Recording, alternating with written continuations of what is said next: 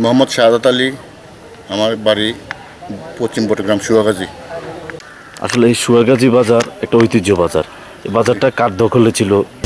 এই সুয়াগাজী ঐতিহ্যবাহী জমিদার বাড়ির এই বাজারটা হলো সাহেব বাড়ির জমিদারদের, মোর্শেদ আহমেদ চৌধুরী তাদের এই বাজার মসজিদের নামে ওয়াকফ সম্পত্তি বাজার।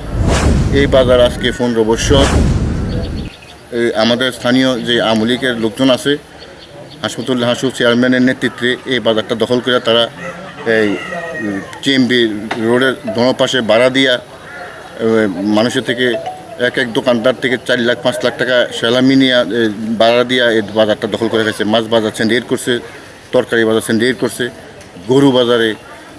গরু বাজার সিন্ডিকেট করছে। গরু বাজারে আমাদের এক আত্মীয় দানব্যাপারী মোস্তফার মেন জায়গা হলো দানব্যাপারী মোস্তফার অনেক খতিয়ানি জায়গা, সাপকালা জায়গা, কিনা জায়গা।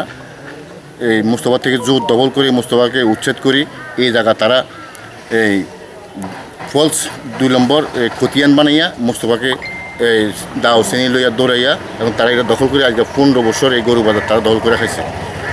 তারপরে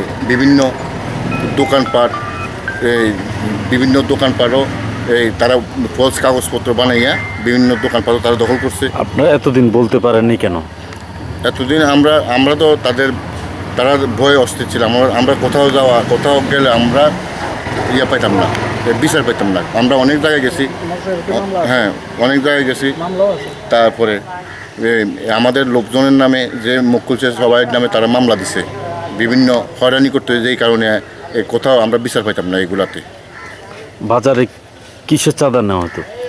বাজারে চাঁদা নেওয়া হতো যে রোডের সাইডে বসাইয়া সিএমবির জায়গা রোড সাইডে বসাইয়া তারা টং দোকান দিত, টং দোকান দিয়া ওইখান থেকে তারা মাসিক চাঁদা নিত, সেলামি নিত।